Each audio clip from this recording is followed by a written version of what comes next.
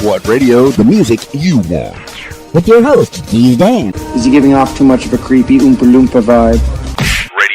RadioWhat.com. What's up, party people? It's Keys Dan with RadioWhat.com, DJLittleRock.com, coming at you live and in living color on another What Makes You Famous podcast.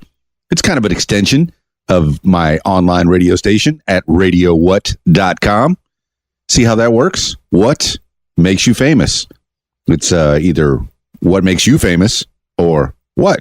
Radio What makes you famous. A little more famous than you already were. Because to somebody, you are famous. Somebody loves you. Somebody out there cares about you. They do. They do, I tell you. I care about you. I'll be your friend. I'll be the man in your ear. Why am I talking a little bit like Katharine Hepburn? I've never done a Katharine Hepburn before that I can remember. I think I just did a very poor Katharine Hepburn. Well, which brings me to who's on the program today. Jason Lancaster, my man, rock guitarist. Get to know a little bit more about Jason Lancaster, find out what's going on in his life and how he came to be where he is now. I get to talk to him quite a bit, but I didn't know the story. And now I know a little bit more about the story. And if you keep listening, you will too. Let's take a listen. Jason Lancaster, guitarist, amongst other things.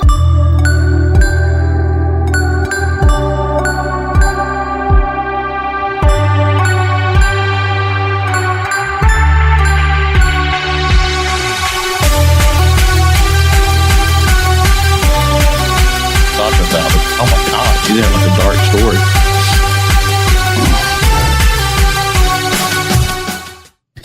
story. Check 1 2 microphone check, man. Come on now, look like I'm in the red up there. Ah, you're fine. Yeah, I know it's we can make a fist in front of your face. I hardly ever make a fist. That's why we got the spit covers on there. Mm-hmm. Make sure it works out all right. Jason Lancaster, man. Is that the name we're going by today?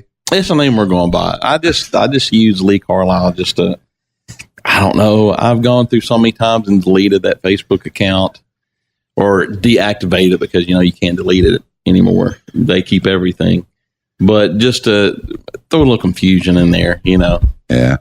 Man. I've talked to you so many times, man. We've talked on the phone. We've talked in person. But we've never had a long conversation.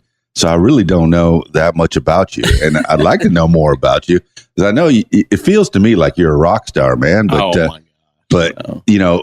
either, all right, I'm going to relate it to my experience. Because when I was in Miami, I had some kind of modicum of fame, some little bit. Of fame where people would recognize me or at least recognize my voice because I was on the radio. So I was in their ears all the time at Exito 105.5, which is now a defunct station down in Miami. But they would see me on the streets or hear me and say, "Hey, are you Keys Dan?" Or, And I remember one time somebody saying, "Are you Keys Dan?" Or really making a big deal about meeting me. Yeah. And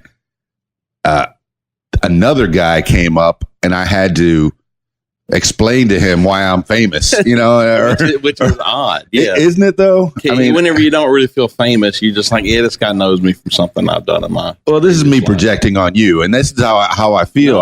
That's fairly accurate. I mean, I was part of a group called Few Left Standing back in the day, which this would be like 98, 99 to 2000. Okay. And a few left standing. And we were fairly, we played shows here in Little Rock, played Vino's, a couple other places. We actually opened for POD at the fairgrounds, and that was when they first got signed. What fairgrounds would those be? Whatever the fairgrounds are in Little Rock.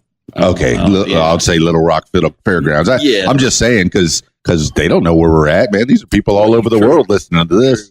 But there was like a big Christian metal band called Living Sacrifice.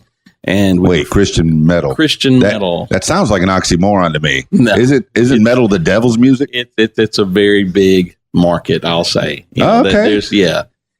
Christian metal is a big deal. Whatever gets your message across, man. If you get to the kids, Right. But Living Sacrifice was big in this area, and we were friends with them. Of course, we were from the Memphis area. I mean, I'm a transplant here. From where? From Memphis, or actually Memphis, West Memphis, across the river. Now, West Memphis is not Tennessee. It's not Tennessee. It's actually it's a town across the Mississippi River in Arkansas, on the Arkansas side. So the people that went and developed that town just said, I don't know what to call it. What do you guys called over there? And where are we? West? Yeah, okay. Let's just call it that. West. Yeah. They weren't very creative. We're just west of Memphis. West of Memphis, south of heaven is what I say. So that's on the split of the river, of the Mississippi River. Yeah, you've got West Memphis, and you've got the levee, that holds back the Mississippi River when it floods, and it floods a lot here lately. It seems like. What? It gets almost to the crest here lately. Not like New Orleans flood. No, that levee break flood. You start going, once it gets to a certain point. But yeah, so West Memphis is on the Arkansas side. All right. And I grew up for the first 11, 12 years of my life there in West Memphis. Then I moved to outside of Chattanooga, Tennessee. What year is this? Oh my goodness. This had to be, 88. 88. Hey, just to tell the listeners, we're not in the usual Radio What studios. We're hanging out in Jason Lancaster's dining room, I guess. This is a nice table. Mikasa Sukasa. It's kind of a rainy day. The rain has let up a little bit here in Conway, Arkansas, but certainly I'm glad to be here. So if you hear any background noise, it's the fam. Yeah, it's a Sunday. My Sunday son's morning. in there playing video games, and my wife's in there listening and just on her phone. Well, that's so what. Not saying anything too stupid. Nah, it's the American family, man. Just everybody on their own screens doing their own thing, which is great. And every once in a while, just come together and love you. Still love you. All right, sounds good. Yeah. Exactly. So back to 11 or 12 years old, coming out of West Memphis. Yeah. Going to Chattanooga, Tennessee. Saudi Daisy. Saudi Daisy. Yeah. Population. It's crazy. There was a town called Saudi. There was a town called Daisy. Okay. They merged. Okay. Saudi Daisy. Probably because there was 3 guys on that side and 4 guys on that side. Man, we don't have enough for a town. Right. And 1 coon dog. Exactly. They had 2 stills, and they had to come together for one moonshine still, to sell to the other hill people. Now, do you know the history of Saudi Daisy? No. How many people live there? Is it a tiny town? It wasn't a big town. I lived in sight of the Tennessee River and TVA, like the big nuke plant there on the Tennessee River. My dad worked at that point in time. It was a engineering company called Combustion Engineering, and they inspect the welds on the containment my dad worked for engineering firms that inspect the welds on pipelines and the containment for the reactors for nuclear plants. So Dad's been doing that his whole life, or his whole career life? Pretty much, yeah. He grew up in a heat treatment plant. Like his father owned a heat treatment plant, so him and his brothers worked in it. That's kind of how he got his way into this job as a project manager for this work he does, and inspecting the welding of the the pipelines and whatnot, inspecting nuclear facilities, right? Just going in and making sure there's no like cracks or inconsistencies in the walls and the containment. So I know people are wondering, has anything ever gone wrong to your knowledge that your dad has figured out? I mean, he's saved the day. No, he's told me like some things, but nothing that drastic. He's had to be scrubbed down. How you go in, you get a little over radiated. You got to wear those meters. Yeah, let you know how much radiation you get, because they'll shut down a facility. What do they call it? I can't think of what they call it right now. The nuclear an outage. An They outage. have an okay. outage. Those guys will go in. They'll inspect everything, make sure everything's where it needs to be. And he's showing me videos of where they've bought those mini subs from the military, and they sink them down into those reactors. And what they do is those reactors have the With people in them? they okay. have like the ultrasound equipment on them, and they just basically go around the insides of that containment. That concrete, I guess. Yeah. And The big old cone that you look at. just basically send that ultrasound there and make sure there's nothing. It's going to stay in the damn reactor. Dang. So, yeah. Well, I had no idea. So your dad's kind of a Homer Simpson. He's I see. I knew that was coming. All my friends asked if he glowed in the dark whenever I was younger. but definitely more competent. And then mom, what's mom do? Homemaker. Homemaker, man. Homemaker. Toughest job in the whole wide world, right there. Yeah. She. My dad was off all over the world, so I spent most of my time around my mom. So my dad would come home. We'd clash. He'd come home and expect it to be one way, and we were living another. Oh yeah. So That's kind of tough when you. Oh yeah, You got to get reacclimated there. Yeah, he comes home and it's like, my house, my rules. And it's like, well, you hadn't been around. Yeah, where you been? We've been doing this, but I mean, I get it. Yeah, but he's working, Right. trying to provide for the family. Yeah. Exactly. I understand. I work 2-3 jobs just to make At sure least. that my family stays provided for, and it's just the way to do it, man. I'm amazed when I see the dual income family, and I wonder how often they get together, and it seems like you're working out just fine. With your situation, you got plenty of family time. We have worked hard to get to this point, because we're in a house we love, finally we're in a town we love. Congratulations, by the way, new house, pretty much. Look forward to the time that I get out of my apartment, man, because it's ridiculous. Yeah, it's nice to have your own place to kind of just do with what you want. You don't have to go by landlord. Right. So, but anyway, yeah. So we moved to Saudi Daisy, and that's really when 88. I'm a guitar player, by the way. Musician. You play guitar. Yeah. That's right. That's fascinating. Yeah. So that's and wait, when did you pick up guitar? Well, I picked up a little bit before we moved to Tennessee. What age did you happen to pick up a guitar or start playing any instrument or get? At about 10. I had 10 years old. Cousin who got a knockoff Fender Strat. Nice. And I picked it up, and played it more than he did. So I just sort of figured out things by ear. And it wasn't until we moved to Saudi Daisy that I actually really picked it up, because I didn't have friends at that point. I sat up in my room and I just learned everything by ear. I had by yourself. Yeah. No instruction. Like, because I didn't own a guitar. My mom had a old Suzuki Learner acoustic. I think it was terrible. Like the strings were like a mile high off the fretboard. Okay. So I ripped my fingers to shred, just like learning like Iron Man and, the AC/DC songs you learn when you're first playing guitar. Sure.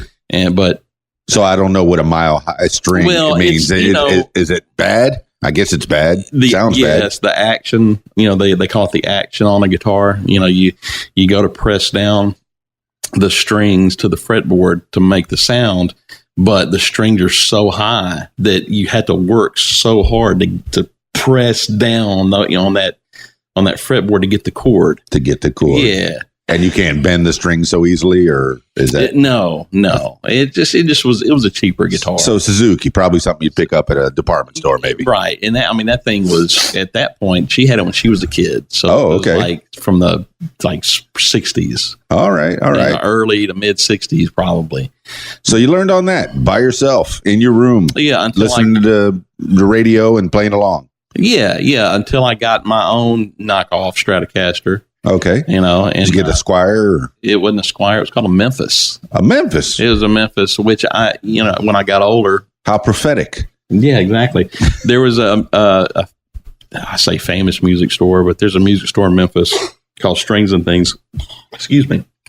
And I think they may have had something to do with those guitars. I'm not sure. Oh, you think they built them or yeah, maybe. Because I remember seeing a few of those in there. It may just be that they carried them, but I've never really heard of that brand. And this is an acoustic guitar? Or no, it was an electric. It was like a Fender Stratocaster, like a Jimi Hendrix style. Okay. Guitar. But I got that, and I had a little Dean Markley. Or no. That was later, actually. Oh, okay. I had like a Sears amp. Yeah. Like maybe like a 5 or 10 watt particle board amplifier, in a distortion pedal, and I thought that was, oh my God, it was the greatest thing in the world. Hey, I think the boy has done something. He's saving the world one video game at a time. What do we got here? What did he do? We're doing like a podcast. Yeah, he's introducing his boy right now. Yeah, this is Morgan, by the way. And Morgan's playing video games. What game is that there? One Piece. Is that based on the anime that they keep talking about? Oh yeah, I listen to the Southern Fried Geekery podcast, and they talk about One Piece all the time. Two of their guys is really into manga and anime. Oh yeah, I've never even. That's the first time I'm seeing it. All right. Yeah. Thank you, Morgan. All right, cool. So we're in Saudi Daisy. We got a Memphis knockoff of a Squire, of a Stratocaster. Yeah, it's basically the same thing. Fender Squire. It's just the Squire's and cheaper. Oh yeah, we were going over what amp did you have at the time? Was. I don't even know what it was like. Something you get out of a Sears catalog. Okay. Yeah, and it was great. It had tremolo on it, some little reverb, And so, how old? We were 10 when you picked about 11. Oh, okay. So this is a year later after you picked. Okay. Was it mom said, "Hey, you've been using that Suzuki long enough"? I guess she realized that it wasn't just a phase. So she, let's give you something to do. Yeah. And they actually got me lessons that lasted maybe a month because the guy would show up late. He had the feathered hair, the big hair. Who didn't? It was late 80s. Yeah, who didn't? So he had the big hair, and he came in, and you could tell he was really too cool for this. But it was at a music store. He would come in and give lessons. Sure. And what did he teach you? Well, he would try to teach sort of the basics, the Mary Had a Little Lamb type stuff. All right. But scales maybe? Yeah, but at that point I'd actually like the blues scale, the pentatonic scale. But at that point I learned most of that. So he'd come in and I'd be like, "Oh yeah, okay, I got that kind of already." He came in with a White Lion solo, the band White Lion. Lion. He came in with the tablature for a White Lion solo, and I'd already learned it. Okay. Yeah, so he was like, "Oh, you already learned this?" Yeah. Oh, so you were the smart kid in class, man, that was raising his hand for everything. Yeah. Because you knew it all already. Well, I guess, Inner Sandman. Overachiever. Had come out at that point. And I remember there was a kid before me going in for a lesson, and I picked Inner Sandman up just by watching that kid sitting there waiting on my lesson. Right. So I didn't, at a certain point I was like, this guy's showing up late, leaving early, and I'm already learning the stuff beforehand that he's given me. So I think I'm good. That's a gift you got that you can see and hear and play.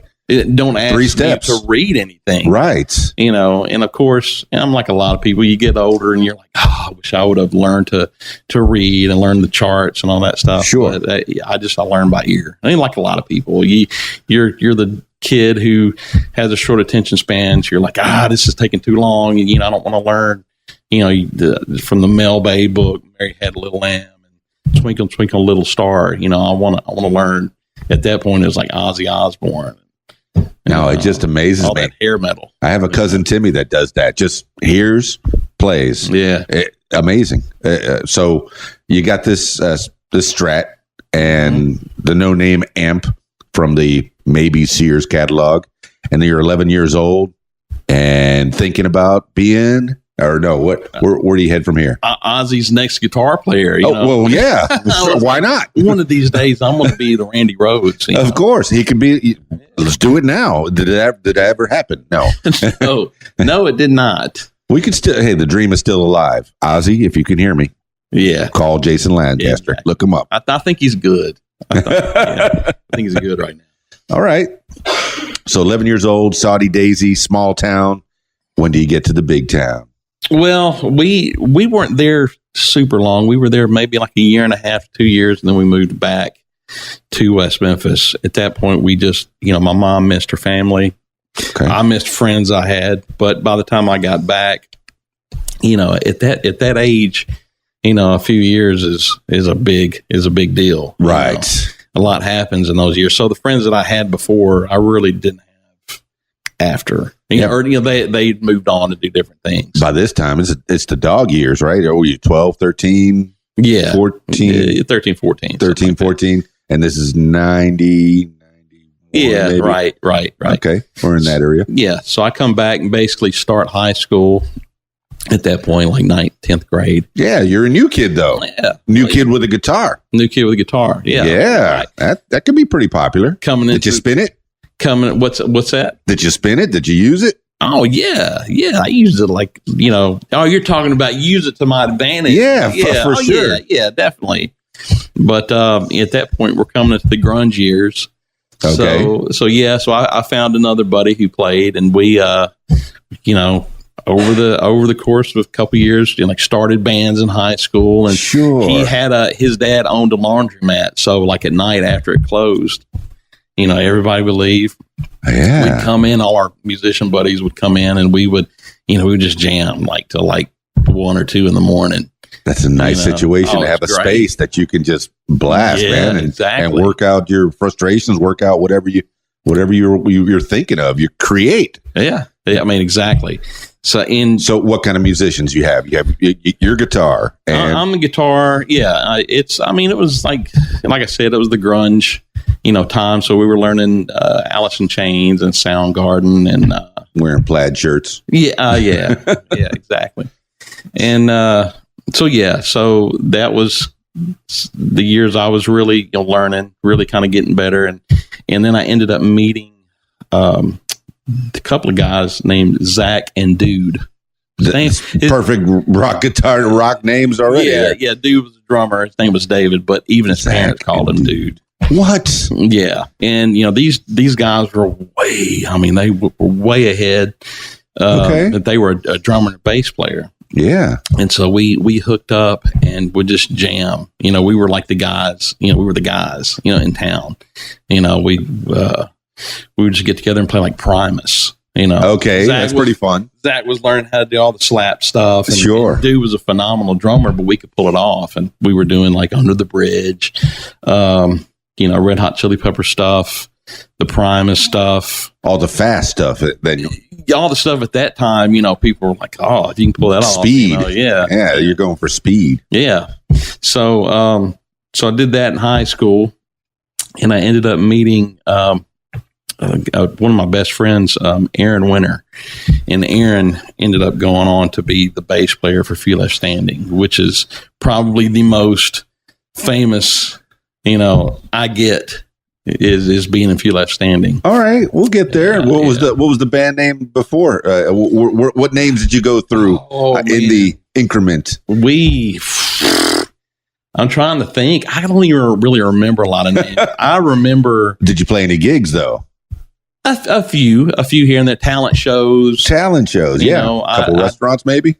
Yeah, well, I've actually gotten to play on Bill Street, and I think it was like Rum Boogie or something like that. How'd you do in the talent shows?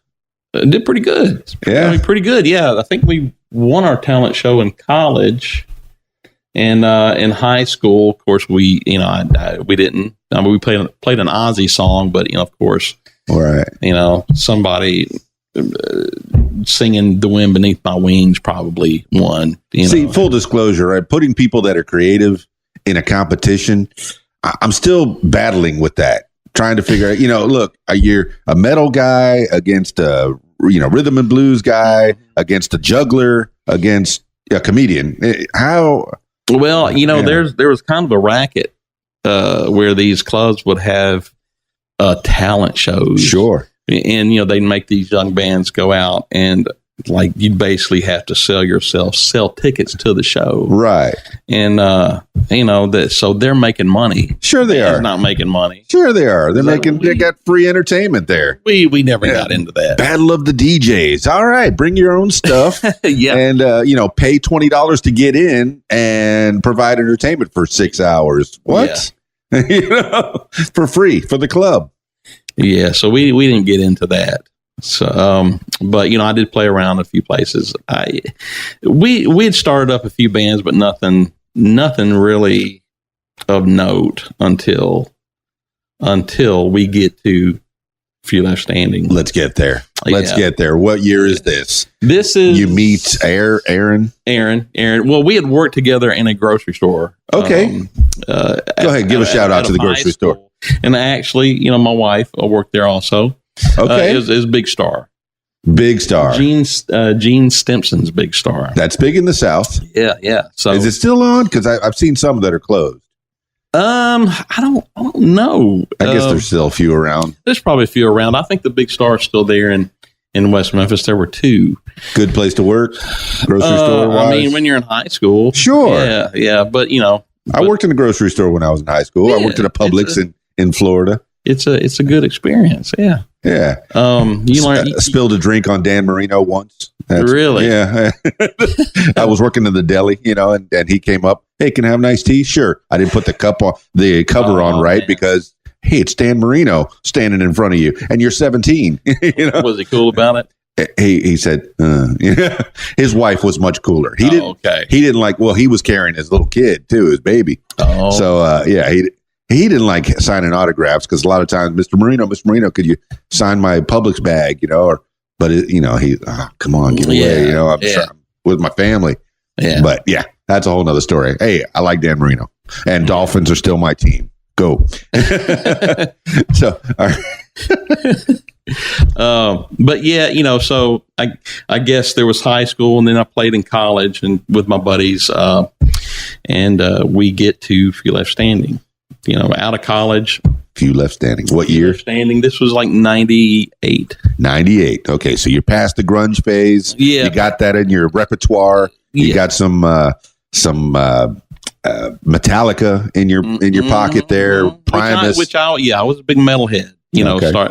Like when I was in the bedroom, learning guitar, it was Headbangers Ball. It was It was all that. It was the Anthrax, Metallica, Slayer. The big four, as they call it. Megadeth. Your influences. My influences. Now, recently I heard on a different podcast, a guy outgrew his metal phase. What does that mean?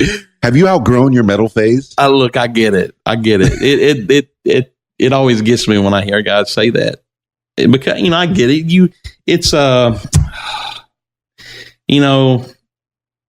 You get softer as you get older, or you just get into you broaden your horizons and you get into other things.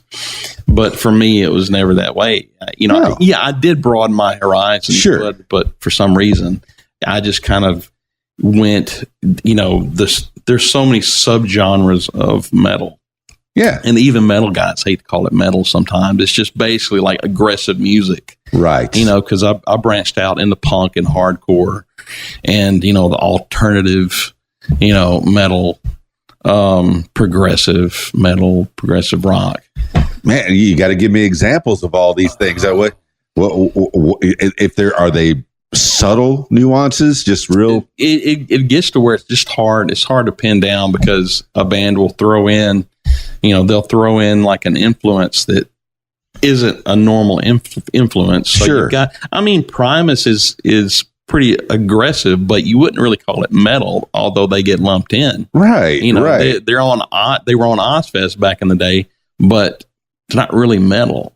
Oh, because they're doing covers of things sometimes too, aren't they? Yeah. Aren't they kind of what reggae does, where they do covers, but or ska does, where they do covers of songs, but in that form? Well, I mean, they've got their own stuff, but it's not really like the guitar player, I think, was in like a tech death metal, band back in the day. And he got with Les Claypool and he just started doing this weird kind of noodling over whatever Les Claypool was doing. And it's not really metal. It's not like he's doing power chords, and chunking along. But what's a power chord? It's basically like a dumb bar chord. You're taking the root 2 notes, two fingers on the neck, and grabbing what was it, like it's one and the third one, and the top string and the second string. Yeah, you're it's the next string. It's like 1 fret apart. Okay. Yeah. I wish I had a better. Very used. People will figure it out. But yeah. So, so he didn't really do that. He did like just sort of this weird jazzy, fusion sort of influence thing over whatever Les Claypool was doing. But yeah, I mean, that gets lumped in with metal, but it's not really metal. Mm-hmm. So I guess that's really, my thing is just aggressive music. It's just kind of oddball, but I definitely do love the metal, and I never grew out of it. I still listen to that stuff, but I listen to jazz, reggae. I was in a ska band for a little while in college. Yeah, broaden your horizons a little bit. Yeah. So few left standing. You get out of the grocery store with Aaron. Yeah, and who else? Well, I mean, at that point, I meet. No, Aaron and I played with a drummer named John Keegan. Okay, and he was a few years younger than us. Okay, and he was like a little weed head. All right. What does Aaron play? Bass. Oh, Aaron plays bass. Yeah, okay. Plays bass. And then your lead. Yeah. Yeah. But John was like our little brother. He still is. Okay. Right. But yeah, at that point in time, he was, just a mischievous kid running around, town and smoking weed, drinking. And still in high school or just out? He was still in high school. Okay. All right. So I think when we got out, we had been put in touch with him. Sure. And we started playing and we clicked, but of course John was still young. He was still, doing his thing with his high school friends. And so we sort of lost touch for a little while, but then ended up getting back together once he sort of cleaned up his act a bit. Sure. 98, 99. I guess this probably would have been 96, 97. Okay. All right. So this is sowing the seeds of Few Left Standing. Yeah. So we end up coming back together. We always clicked. John moves over to Memphis. Somehow we all stay in touch, come back together again. I get with John. John knows the singer Chris. Okay. And at that point in time, there was another guitar player named Jim Joblin. And so I met up with them. I like the alliteration, Jim Joblin. Yeah, Jim Joblin. And we started playing. I brought Aaron in, as the bass player, and that's kind of the beginning. We started writing songs. So you got 4 guys. That's a band, we had 5 at that point. 5. Okay. Yeah, we had 2 guitar players. Me and Jim. You and Jim Joblin were the guitar players. Yeah. Aaron was the bass player. Who took lead? Who took rhythm? And is there a difference? Well, really, we were doing, I guess, what's considered metalcore. Okay. It's got the raw, those types of vocals, but there wasn't really leads per se. Do you just kind of battle each other throughout the song, play off each other? Yeah, pretty much. We both pretty much played rhythms, but I may do like octaves, something that's kind of lead like, just as like a melody type thing over, the rhythms he's doing, and vice versa. But so the lineup: Jim Joplin, Aaron Winter on bass, Chris Stafford. It was the singer, and I missed the 5th one. John Keegan was the drummer. John Keegan, the drummer. Okay, the kid. Yeah. Oh, yeah. The kid. Yeah, the whippersnapper. The whippersnapper. Yeah. So and I'm probably glossing over like so much just trying to get to this point. But yeah, no problem. But yeah, so if you remember something, we get back to it. You can fill it in. So we started writing, and we got to a point where I think we had. You say we're writing, is everybody? Well, in yeah, the process? yeah, in the group where, I've always been the guy in the group who's like, it's been put on him to, hey, come up with something, we'll jam on it. Sure. Know? But at that point, Jim had a couple of really good parts. I think they had started on a couple of songs. Now, could they all read music? No. So they were all playing by ear too. Yeah. So it's a bunch of guys. This is ragtag, man. You all can hear and play. Right. Exactly. So at that point, just play off each other. So you're writing. We're writing. We're doing originals, but we get like a really short set together. Not enough that we think we can play out live, but an opportunity comes up to open. Yeah. Playing in Memphis, and we take it. We're just like, you know what? We're just going to do it. It'll be a short set, no big deal. And what's a short set? Oh man, it was probably 20 minutes. Like 20 we had minutes, 6 or 7 songs, and we were, of course, you're always shooting for at least 10. Or you've got some imaginary number. You're thinking, this is the number you got to get to. But did you know those 6 songs real well, enough to play in front of people and not embarrass yourself? Yeah, we worked them up at that point. It's just we were still in the process of writing more because we wanted to have a longer set. But, we just kind of thought, you know what, get in and out real quick, just leave them wanting more. That's what you want to do. And it went over great. We did when you're playing music that is aggressive like that, if you've got like 2 or 3 bands playing the same bill, sure. Hey, a short set's good sometimes, A show does that make, yes. Yeah. So and man, after the first or second show, there was actually a friend of ours named Rocky that lived in Birmingham, Alabama. Okay. Or was from there.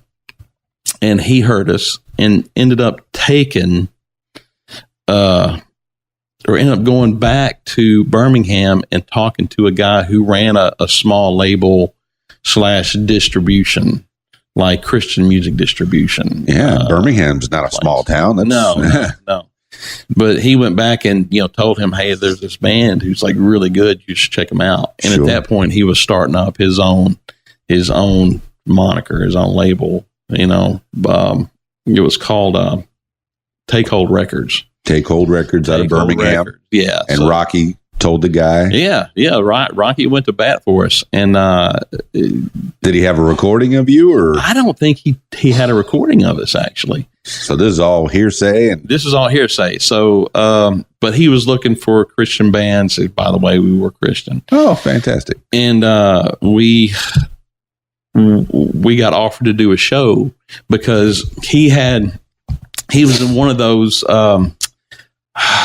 districts where you had the storefront, but then you had like the big warehouse in the back, and it was like an industrial park type area. Sure.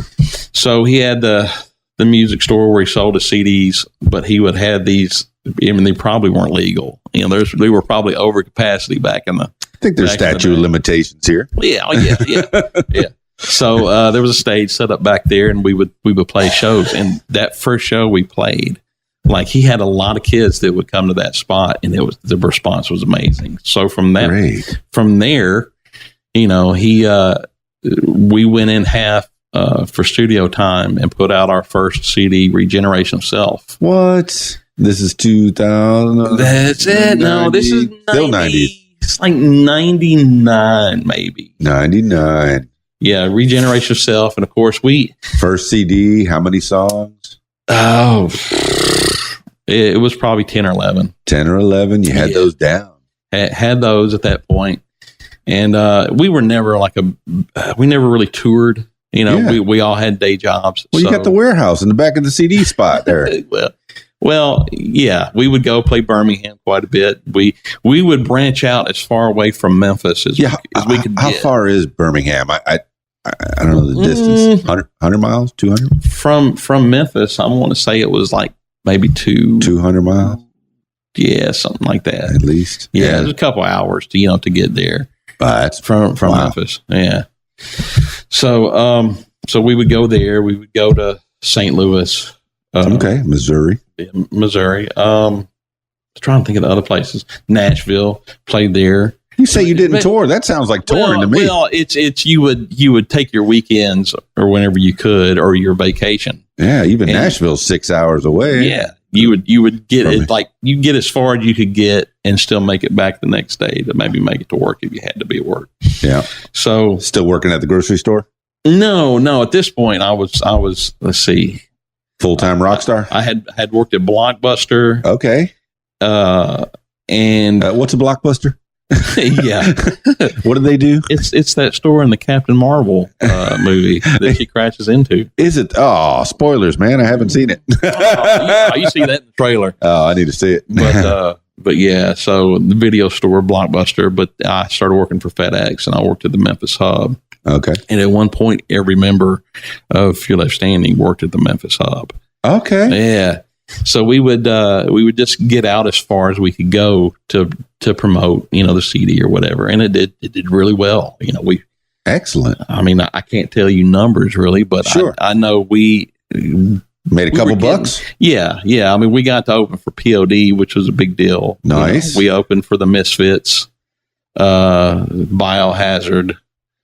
I'm sure a lot of these bands listeners won't know, but they were. Oh, they're looking them up right now. Who are those guys? Yeah. Maybe we'll listen to the music. Among many other bands that we're fairly big in what we do or in the type of music we do. But we did that, and then we did our second. No. A friend of ours here in Little Rock, we put out a 7-inch, put out a little 2-song record. What's a record, Daddy? Grandpa? Vinyl. Oh, people know. I mean, vinyl. Oh, it's coming back. Yeah, it is. It really is. Even tape has come back, which amazes me. That's crazy. Yeah, there's a big underground punk movement with the cassette tape. I'm just like, but tape just degrades so much. Yeah. There's a guy that records on tape, and then he waits for it to degrade. He plays it so much on a loop and uses that sound as it's degrading and just lets it spin down. Oh yeah. Uses it in movies and other creative projects and stuff. I mean, I guess I get it because the punk aesthetic.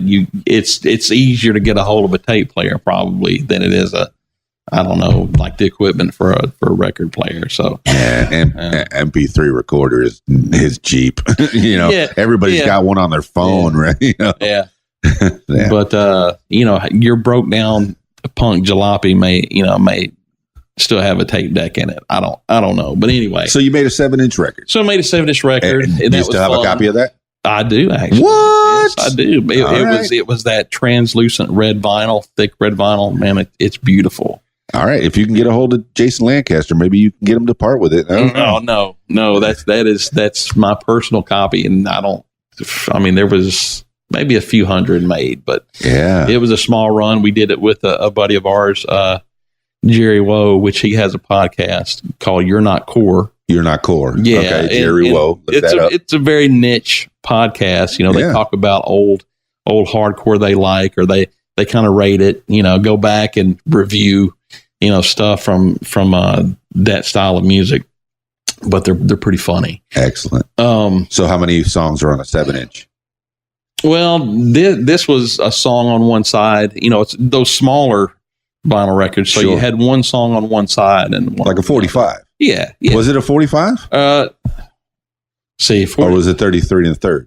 45 is the little ones with the big hole. Yeah. That you need a spindle for. No, this had the small hole. This wow, but it was because like the 12-inch. It wasn't the big platter. It was 12-inch is the big one that you can put a few songs on. Yeah, 7-inch. They had the small hole. So one song on each side. Mm-hmm. So a single. Okay. Yeah. And they were for like 3 to 4 minute songs. Yeah. So 2 different songs from the other 10 or 11 that you had? One we re-recorded for the second full-length CD. And the other one you can only find on that 7-inch. So you got 11, 12 original songs in your repertoire at this point? At this point. Few left standing? Yeah, like to 11 or 12, 13, something like that. 12. Does that make a show? Yeah. That's about An hour, I guess. Yeah, Close to an hour. We didn't really do covers. Our songs could be, I think we could have maybe 40, at that point, a 45-minute set. Yeah. Yeah, it's about 15 songs an hour when you play them. Maybe. Back to back. Yeah, yes. But you don't need to do long sets when you're doing originals like that for our type of music. So we did that, and that was fun because it was DIY. That was Sure. just our buddies, doing it with us. Well, who did the press? Jerry. Jerry had the one in Birmingham. No, Jerry. Chad was in Birmingham. Chad in Birmingham. He ran Take Hold, a record. Take Hold, okay. And he put out your CD. Yeah, he put out the full length CD. Yeah. Who distributed that? At that point, I don't think he had some pretty decent distribution. I think it was through Lumberjack distribution, though. Which never heard of it. But it was, I think it got out there. It just wasn't as wide as some other distribution companies. But okay, so Chad's got the Lumberjack, and then Jerry's he was always going looking to get better distribution. But Jerry he's got a press. He's got like a homemade press. No, he was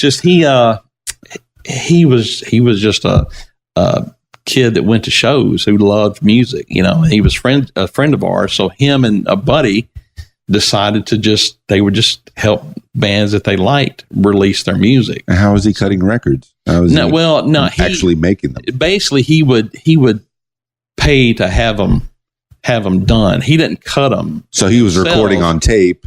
No, he wasn't recording it. He was on a smaller level doing what Chad was doing with us, except he was just he would take bands that he liked. Sure. And just put some money into it, and have it shipped off to be put on vinyl. Who's recording this? We with that one, the first full length we did here in Little Rock with a guy named Barry Pointer at Pointer's Palace. Okay. And he was that was that first CD was quality. But we wanted more of a lo-fi, crusty punk sound on that 7-inch. Why would you do that? It's just, we were into some pretty crusty punk, style of music. It sounds too clean, man. Yeah, it sounds too clean. Look, there's something to be said for some of the lo-fi stuff. All right. But, so we went that route, got with a guy there in Memphis. I'm trying to remember what his name was, but anyway, it'll come to you, baby. It'll come to me. But we recorded with him, and put that out with Trio Woe, Jerry Woe, and 2000 maybe. End of 99 maybe. Man, I'm wanting to put you in 2000. You're still in the late 90s. Killing it. The second CD was 2000. Okay. Yeah. And that was, we upped the production value on that. We went back to Barry Pointer at Pointer's Palace. And this is in Little Rock. Okay. And he had good equipment. He had great equipment. He was recording a lot of the bands that, we were kind of in the orbit of. Sure. So like Living Sacrifice recorded with him. So of course, we liked the way their stuff sounded, so that's why we got with Barry. Yeah. But yeah. And he made you a CD, or you made a CD with him? Well, he was the guy who recorded the first CD, and then we went back to him for the second full length. Yeah. How many more songs do you have in your pocket now? It's another 11 or 12 songs that we do for this. Yeah, we wrote specifically for that one. Yeah, it came a time once we were done with the first CD, and writing the couple of songs for the 7-inch that we were like, okay, we got to sit down and write the second album. Okay, I mean all original songs. All original. Now, let's go back to the writing process since you just mentioned it. Who's writing the songs? Are all of you in there? We lost Jim, the second guitar player, before we went into. My condolences. Lost. Well, it's he left the band. Oh, okay, okay. No, it's still kicking. All right. Yeah, but he left, and but there were remnants of what we'd written together. Sure. And so there's a song or two that can be attributed to Jim. Oh. And then by the time it comes to the second CD, that's all of us. We're 4-piece at that point. We try to bring in a couple of other guitar players. It just didn't work out. Sure. So, you streamline now. You 4 pieces. That's a rock band right there. Yeah. But so at that point, the process of writing is I'll come up with parts of songs. We'll work it out. Sure. I've always worked well with John, the drummer. Okay. We'll just get together and we'll bang it out. We'll start vibing on what we're doing. Yeah. And then it's, all of a sudden it's like, oh, that was cool. Yeah. So we'll piece that together and try to come up with a good transition to get into this part and try not to make it sound cut and paste, but actually try to make it flow. So you and Chad are pretty much working this part out. Me and John. John, right. Yeah. And then Aaron is on the bass, and then Chad. The details get real sketchy. No, that's all right. I should be writing this down, but I'm figuring it out here. But yeah, so John and I always worked well that way. Like we would get together and just bang it out. Because man, it's one thing to sit in your room with the guitar and like just play these parts, but when you got a drummer just like rocking out with you, man, it can inspire you. I remember I went to an open mic one night in Tobacco Road down in Miami, and one of my favorites open mics was just a bass player and a drummer, and I think the guy just had a bucket. And they were just working stuff out, just the two of them. It was just so good. If you got passion for what you're doing, man, it doesn't. I was saying this recently. It doesn't matter what you're playing on. If you got the talent, it'll come through. Yeah. So we start writing for that. The writing process, that was pretty much it. Is him and I would kind of come up with these parts. Then we take it to Chris and Aaron, and of course, everybody's an editor at that point. So of course, it's like, so that's lame. Right. We need to get away from that. So then I go back to the drawing board, and it's like, okay, let's see. Any lyrics in these songs, or is it all instrumental? No. This lyrics. Because Chris Stafford was a singer. Sure. So he's writing lyrics. He writes the lyrics. Yeah, but he's listening to what we're doing musically. Yeah. And then he's writing, lyrics to that. Okay. So now I'm getting as we go. All right. Yeah. So it's basically us hashing out all these parts, and then there's the editing process afterwards. Okay. We all get together in the room, and we're playing through what we can get through, but then we're like, that doesn't work. Okay, let me try this and that, and it just gets refined as you go until you've got your beginning, middle, and end. Sure. Now this is all Christian. Mm-hmm. Metal music. What defines a Christian metal band? Do you have to live a certain way too? We always Chris is very bold lyrically. Sure. Very scripture based. But we would always say we always wanted to go to the dirtiest places you could go. We went to there was like the punk scene where Christians were not allowed to play. They didn't want a Christian band playing, but we actually made really good friends with some of these guys, and they went to bat for us to get us. You're getting the word out, man. You might get to save somebody. They went to what we call the Punk Rock High Council and was like, "Hey, look, man, these guys are good dudes. Let them play." So we got to play some places that other groups probably wouldn't have gotten their foot in the door to play. And so we would always say, "Hey, look, we're just filthy, dirty, people, human beings. We have the same pitfalls as everybody else." Are you having to edit in these places, or you're singing your song straight through? No, just singing them. Just singing them the way we wrote them. But but your scripture based. But the message, the message is. Between the songs is, hey, look, we're no better than anybody else. Yeah. We have the same downfalls as every other person. Sure enough. We're not above anybody. So, and then of course there's the subject matter in the songs, the Christian, a message. Well, so, I'm listening to, I listen to Christian rap music, and there's really no distinction, except every once in a while they throw a Jesus in there. Is that how the Christian metal is? It at the point that we were doing that, there was sort of this movement away from, you were getting away from the bold, spirit-filled hardcore, like everybody was wanting to be, I'd rather be, we're Christians in a band and not a Christian band. Okay. Yeah. So it's trying, the message gets a little more secular and less, less Christian. Well, I mean, y'all have to be church-going boys to be a part of this? No. I mean, did you have to strictly be in a church? No. Right. But, but we all were, Good. At that point. Right, okay. So I've been through the gambit myself. I mean, what's that?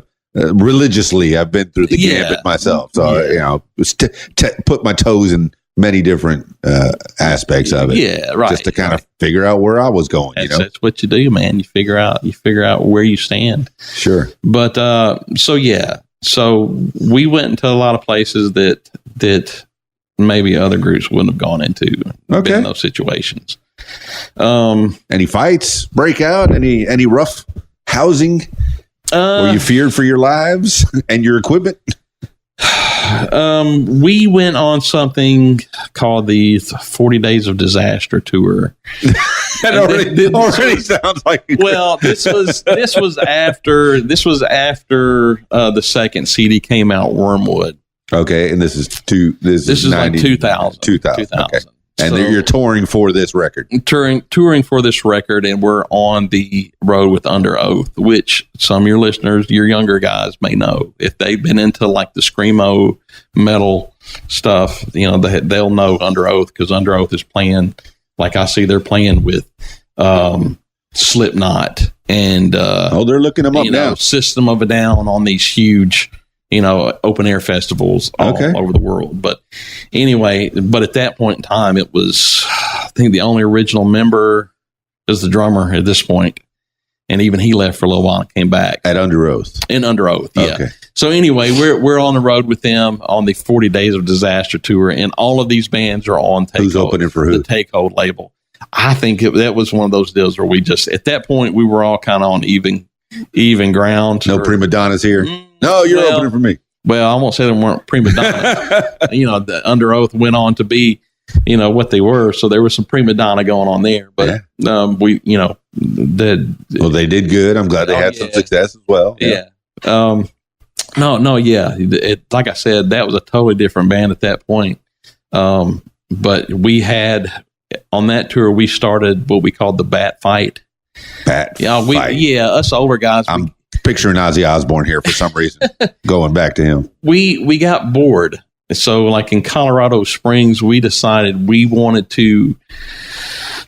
made these makeshift bats, but they were like foam bats. And we would attack the other bands. Baseball bats. See, I'm thinking flying bats, the rodents. No. We originally, we hit people with wiffle ball bats. Yeah. Well, they were foam. We weren't trying to, give anybody brain damage or nothing, but we would walk in while the other band was playing and just like, like we were like the gang from A Clockwork Orange. Sure enough. We were being menacing to the band on stage. Yeah. And it sort of became a thing. So we started having bat fight tournaments. Okay. And I remember Jerry Woe, who put out the 7-inch, him and our bass player Aaron. It was one of those things where you're tied to one another and you both got a bat and you're swinging. Yes. Okay. So we're out. You're doing gladiator fights here with bats. We're out in a park when we're playing this festival, and we had this tournament with some of the other bands, because at that point the other bands were getting in on it. Uh-huh. And I remember those two going at it, and it was that thing where they just got more aggressive, and they were getting pissed at one another. Yeah. So I had to finally jump in. I was like, whoa, guys, look, you guys are getting a little, this is going into a whole different direction. No real shots, man. No real shots. Like, no, what are you talking about, man? We're not mad. So Jerry, who was on tour with us, like the next day, he had this whelp. Oh my gosh. It was this black and blue and purple whelp on like the back, like his back. Yeah. Like the thing was like the size of like a sandwich. I mean, it was bruise on the huge. back. Yeah, big time. Yeah, but I mean, it got a little out of hand. It was fun though. It actually took on a life of its own, and some of the groups that would come through Memphis had heard about it. Like, how many stops on this tour? Would come and be like, "Hey, man, we heard you guys like beat each other up with bats." Like, man, come on, they're like Nerf bats. It's now, how many stops on this tour? Colorado Springs, and it was meant to be.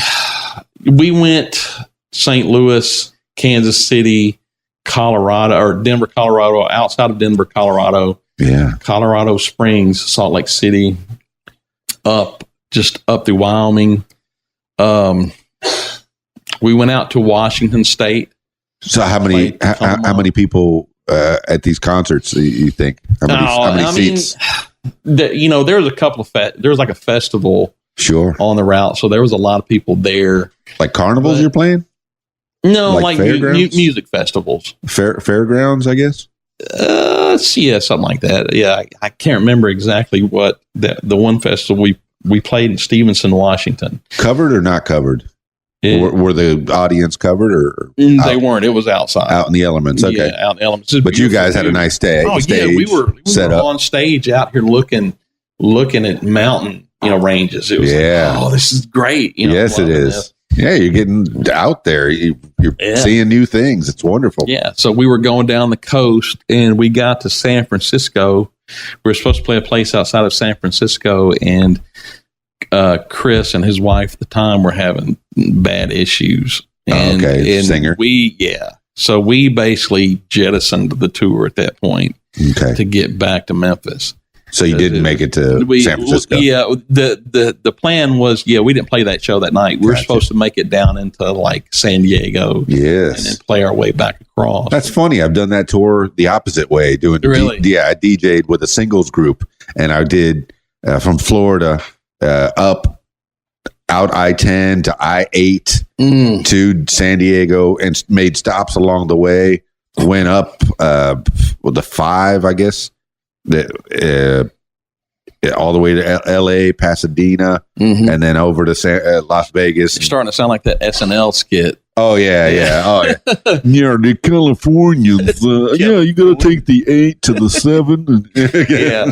Yeah. So we jettisoned the tour, and we didn't get to finish it off with the fellas, but it was fun. We almost lit Wyoming on fire. You're talking about the bats and the different stops, and I'm projecting where the story is going to go, and it didn't go quite where I thought it was.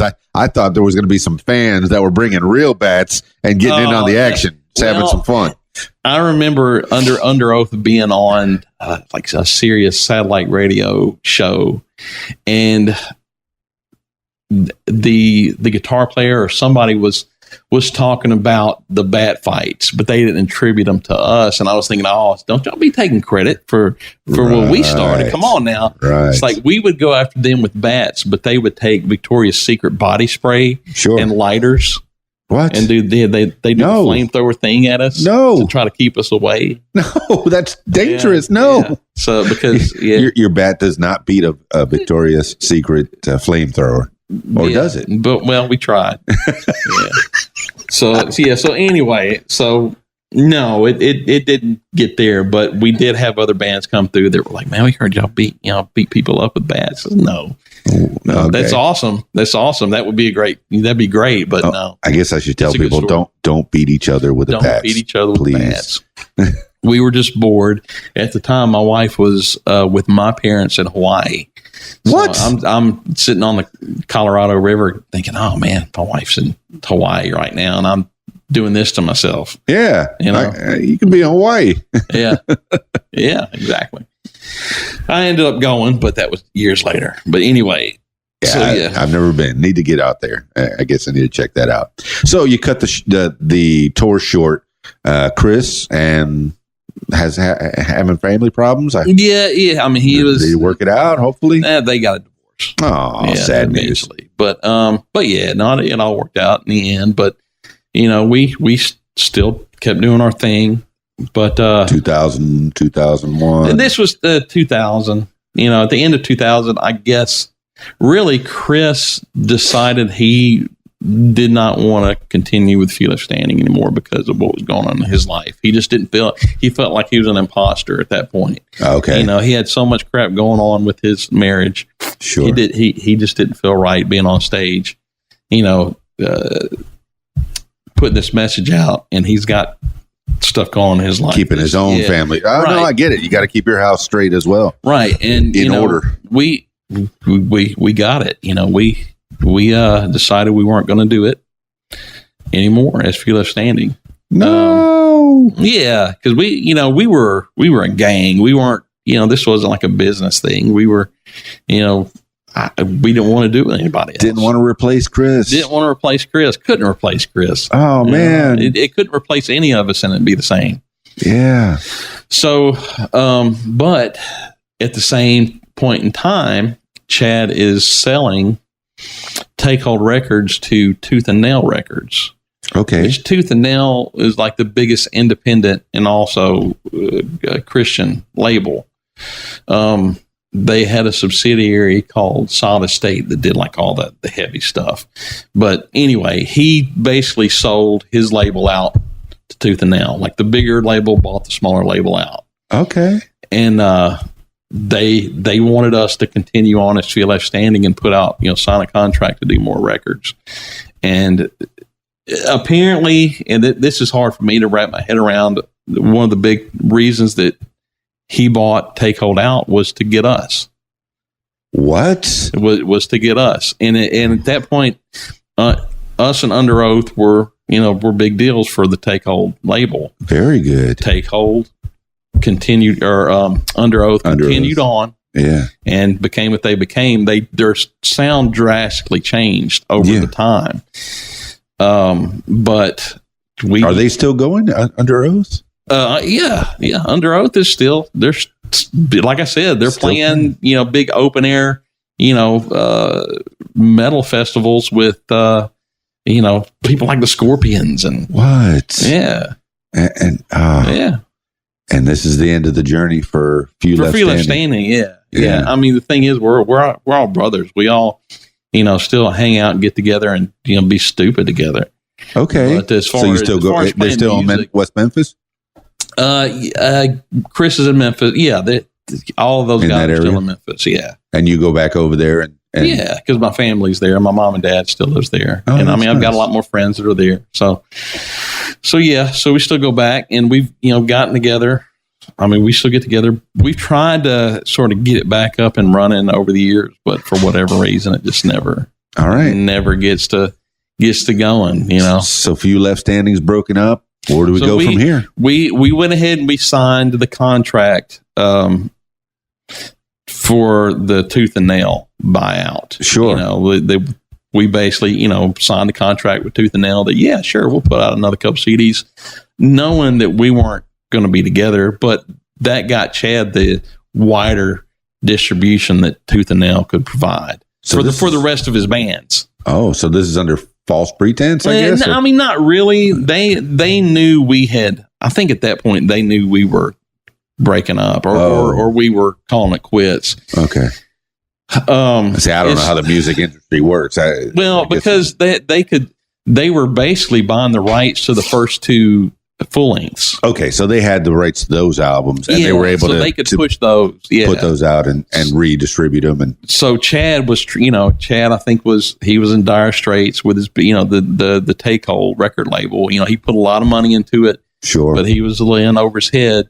So he sold his company to Tooth and Nail, became an A&R guy for them. Oh, okay, so he's got a job. He was got a good job. Yeah, he basically continued on under Tooth and Nail, and he was repping for Under Oath. Okay. He was still involved with Under Oath. Sounds like a decent job to me. Yeah. So, but anyway, so we just, from then on out, we just kind of did our thing, had kids, got married, and if we weren't married at that point, had divorces, couple of the guys, and remarried and whatnot. So.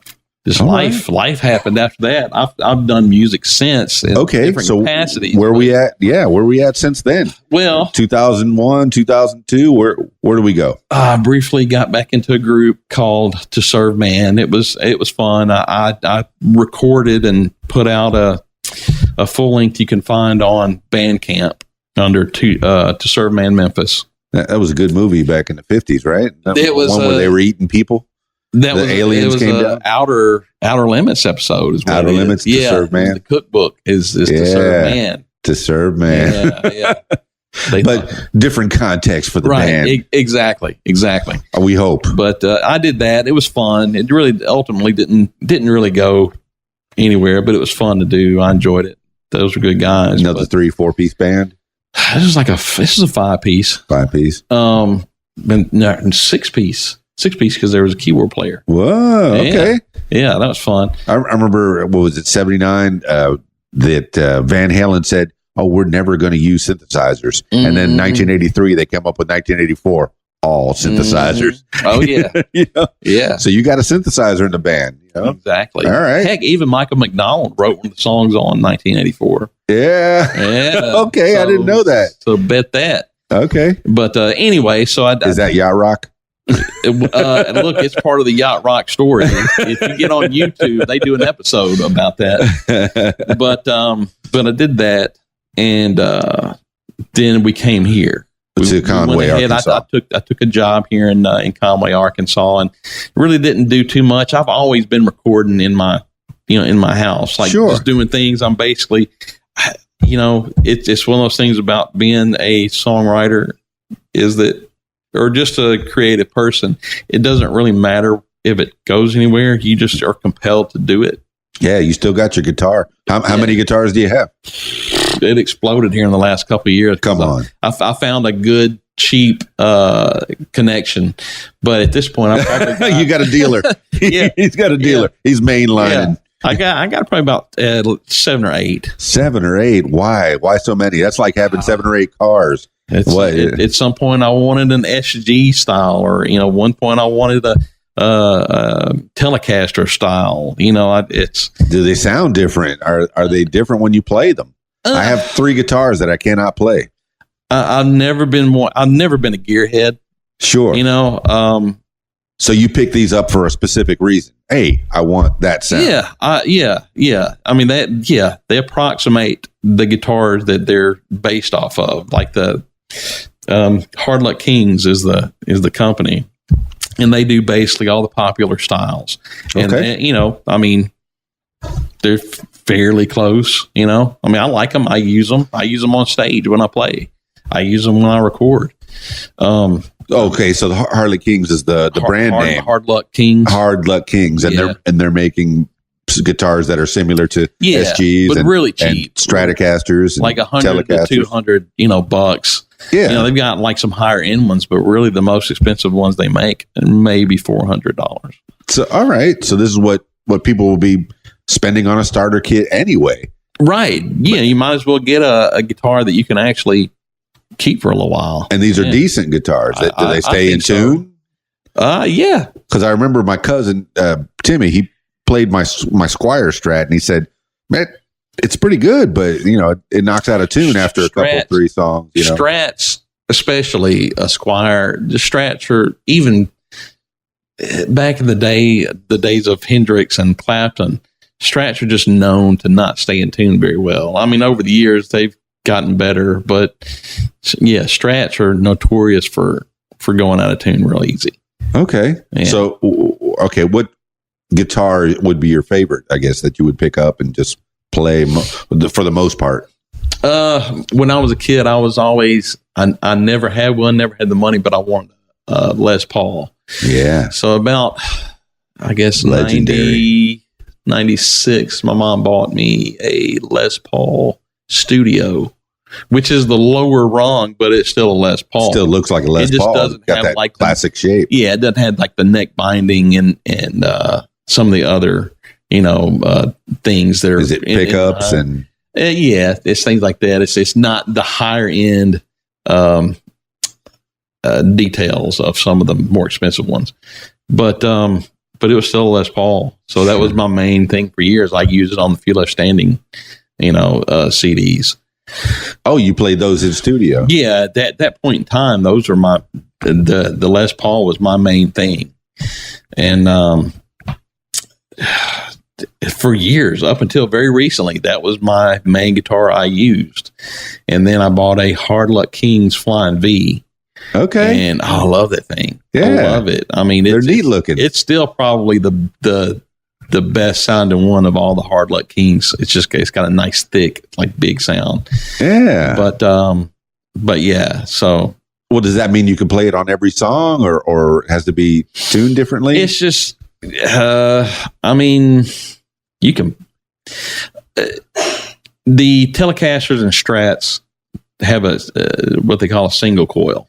Okay. Pickup. Sure. And they're more twangy. Like they're really good for country or just more jangly style rock and roll. Yeah. But if you're looking for like brutal, like heavy right music, you want a humbucker sound, which is generally your Les Pauls. And okay, I have a Squier Strat that has 2 or 3 single coils, and then the Ibanez S 120, I think it is. That one has double humbuckers. Oh yeah, so you got like they're 2 single coils together, right? Yeah. Okay, and it's got 2 of those. Mm-hmm. See, like I have 3 guitars, but I cannot play any of them.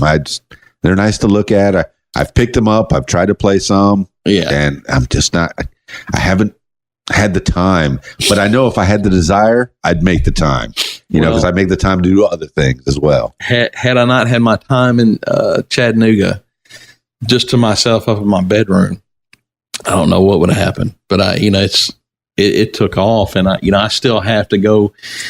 Nowadays, I may go a couple days without picking up a guitar, but man, I'll just sit down and just zone out. And I've really learned that it's a Zen thing, really. I sit down and just kind of my mind wanders when I'm just noodling. Right.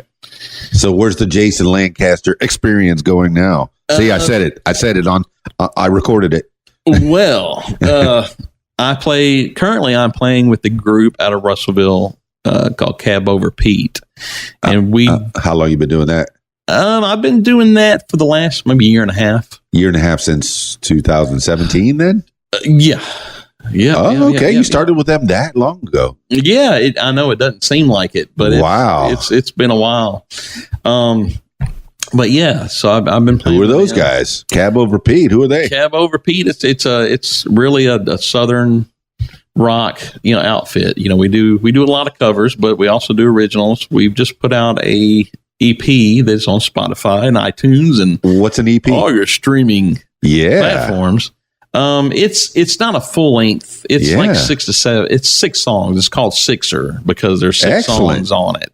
Yeah. So you're producing, you're creating. Yeah. Well, go out and find it. What's the name of the album again? It's called Sixer. Cab Over Pete is the band. Sixer is the EP. Cab Over Pete. Cab over C-A-B. one word, which Rod told me that if I brought this up, that I should say cab over is one word. Cab over. Yeah. And their background is with shipping and trucking.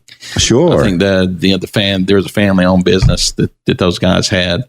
And the Cab Over Pete comes from the Peterbilt trucks with the cab over. Okay, like the sleeping cab. Yeah, okay. Now I'm getting it from A to B, which is not that far. Right. So, okay, that's a step away from the metal. You said you were branching out. I mean, I grew up on all kinds of stuff, and this is a way to have fun playing that. Some of the stuff that I grew up learning. Yeah. I was a metal guy. I learned a lot of hair metal, thrash metal stuff, but I also heard the classic rock as well. How many pieces in Cab Over Pete? That is a 5-piece. Okay. Yeah. I mean, standard 2 guitars, bass, drums. 2 guitars. Well, no, actually it's 3 guitars. My bad, because Rod also played the guitar. Who's Rod? Which one? The singer / guitar player. Rod plays guitar, and then where's the 3rd guitar? Oh, bass guitar. Well, there's me, and we've also added Jeff Russell. So there's 3 lead guitars and a bass guitar? 2 lead and Rod. Rod can actually play lead, but he's not. He's shy. He don't like to. He didn't feel too good about his skills as a lead player. So he leaves it up to the 2 guys on the left and right of him. All right. So hey, that fills out the sound a whole lot. Yes, it does. And then plus the bass guitar, is that it, or is that one? So Casey on bass. Wow. Yeah. Okay. Casey Willis and still making bass face. Still making bass face, man. You have to come out. And full disclosure, I had the opportunity to see them live, and man, he makes some good faces. I'll tell you. Yeah. Bass players got to stand out, so they got to do their own little show over in the corner. And God, sure. I tell him keep it up, man. It's great. It's great. Yeah, beginning of the show, he was all cool, but then once he got into it, oh man, he was out there just feeling it. So you got Rod and Chad, they're brothers. Rod and Chad Cope, and Chad is on drums. They've played forever together, obviously. Okay. And Jeff Russell, the other guitar player. He's a recent addition because they needed a second guitar player to play a gig around Christmas time because I wasn't able to. Right. Yeah. And he played with them since high school, so he kind of came back into the fold. And now it's insane. It's obnoxious how many guitars are going on in this group. Very good. So, but we get to do some of the double lead. Sure. Harmony stuff, and there's still Rod playing the rhythm underneath. How many gigs you play in a month? Here lately, I'm trying to think. We played one last month. It seems like. Yeah. We've got easing into it. Yeah. We got let's see. We've got a fundraiser happening on the 27th of this month. And then May 3rd, though, which is the CD release party at Old Town Bank in Russellville. May 3rd. Be there. May 3rd. Be there. We're playing the Old Town Bank on Friday night. And it should be awesome. The responses we've gotten at the Old Bank is great. Excellent. Yeah. So, all right. So any other endeavors musically? I've always got stuff going on. I got a super secret project that I'm working on. Come on, it's just you and me. Don't worry about it. It's not. No, just tell me in my ear. Secret. Yeah. I'm writing music for something and working with some guys. Excellent. Yeah, and we're going to get it together. I'm also working with a guy out of Brinkley, and that's more of the hair metal. I don't want to say hair metal, but it's more of my indulgences from back whenever I was younger. More of the stuff I grew up learning to play. Jason Lancaster, I think I've taken up enough of your time. It's Sunday. It's about noon, and the family looks like they're hungry and they're ready to be with you, man. Enjoy your lazy Sunday. So where do the people find out more about you? Where can they contact you socially? Well, I'm Lee Carlisle on Facebook. If you're looking for me personally, but I also have Jason Lancaster Guitarist is a page I run off of that one, and that's where I do all the promotional stuff. Excellent, Jason Lancaster Guitarist. I'll definitely put that in the show notes, or at least on the picture that I steal from your Facebook and make into the cover pick for this podcast. I look forward to it. You feel good? You feel like we did something? I feel good. Yeah, I probably said a lot of likes and and sounded like a complete moron, but sure, let's go with it. No, it just gets better and better and better. Ever forward, Jason Lancaster. Yes, Thank you so much. Well, congratulations on this podcast. It's look, you've got up and running and just ran with it. I mean, man, I'm having a good time getting to know more about people that I'm interested in, and you are definitely one of those people. And you said I was going to have trouble finding a time to get with you, and here we found the time. We finally did it. About 12 podcasts in. I think you might be lucky number 13. Oh, my goodness. That's appropriate. All right, then. What makes you famous? Jason Lancaster. Thank you. Thank you. Well, party people, that was Jason Lancaster, guitarist. rock god. Dare I say it? I think I just said it.